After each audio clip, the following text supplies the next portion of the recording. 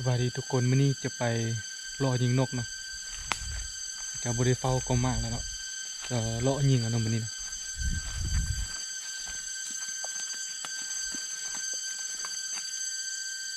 รู้สึกว่ามันได้ยินนกร้องหลายอยู่เนาะเอาสิเลาะยิงเอาเนาะ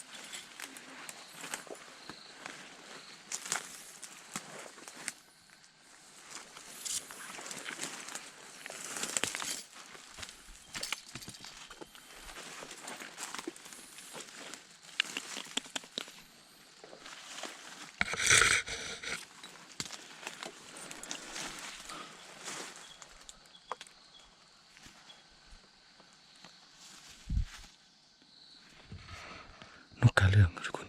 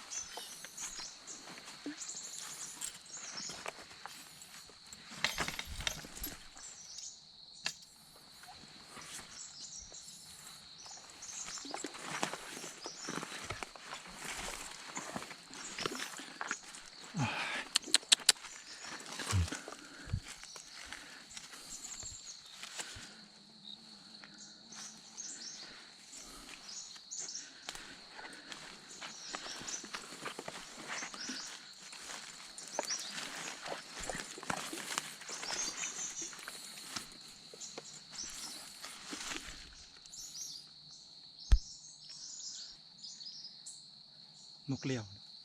แต่ว่าบ่แม่นเหลี่ยวมันเป็นนกเนาะ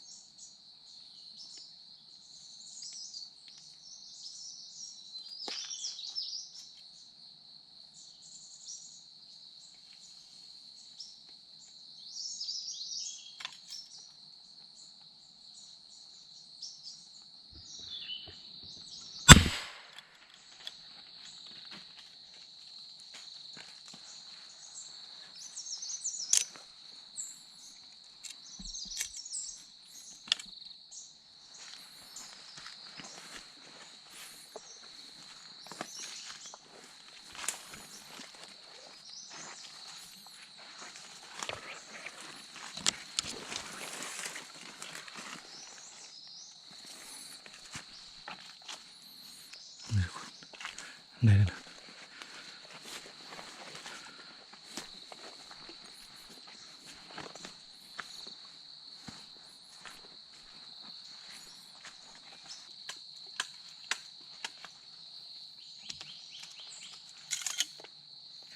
มื้อนี้เลาะยิงทุกคนบ่ได้เฝ้าก็มากเนาะโดน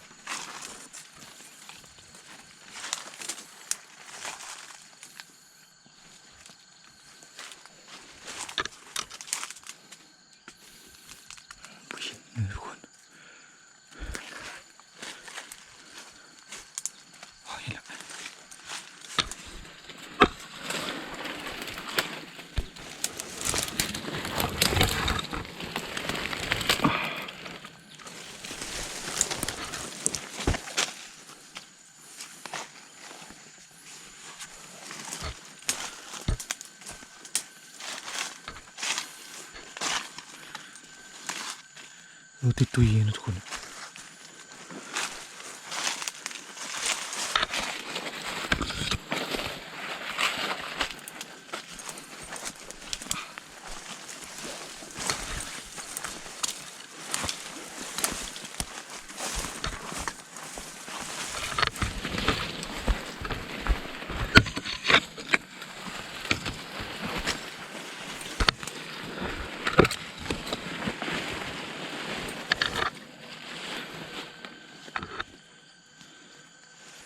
โมงูนั่งนกอย่างนี้ทุกคน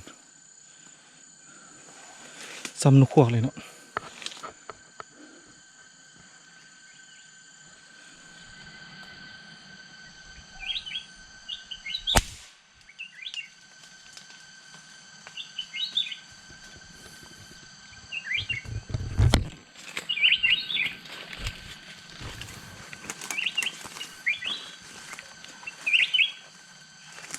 เปิดเสียงใส่ทุกคน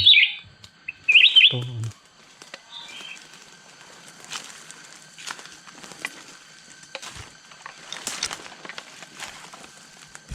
ลอยเนาะ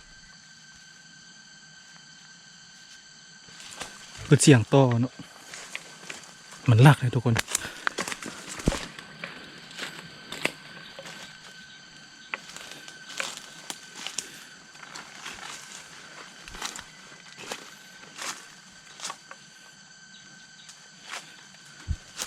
เดี๋ยวหาบนตังกองยัดปืนก่อนทุกคน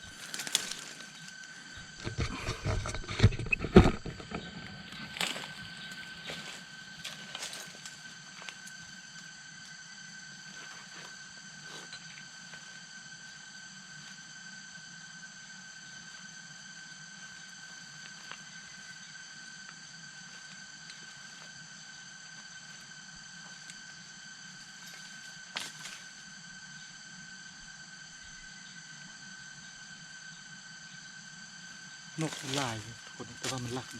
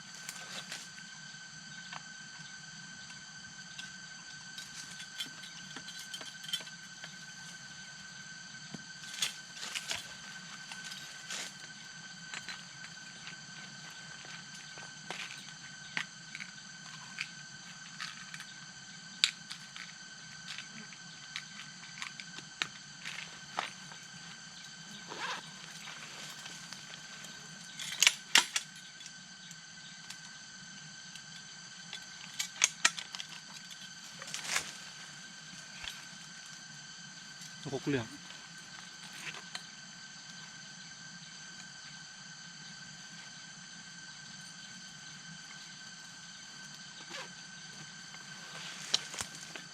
ไปรอต่อทุกคนคือเอาบริเฝ้าก็มากเลยนะเอาโลยิงเอาทุกคนเนาะบ่มีก็มากให้ยิงนะรอยิงมันกินน้ำตามห้วยเนาะ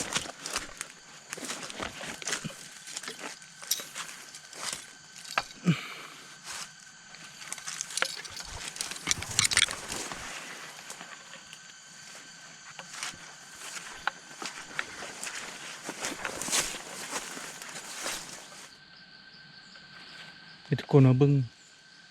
นกที่ไปยิงไปนี้เนาะเบิ้งผลงานเนาะ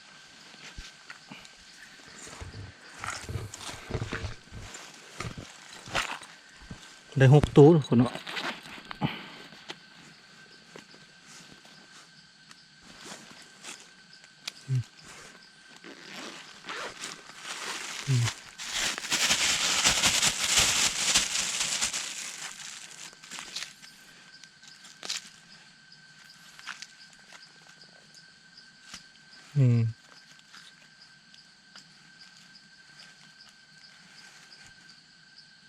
ตัวเนาะทุกคน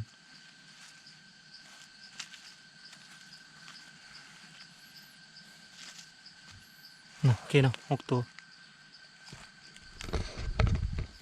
ก็ให้ทุกคนเนาะคันมาคลิปนี้ก็กดไลค์กดแชร์ให้ได้เนาะแล้วก็กดติดตามให้ค่อยได้เนาะ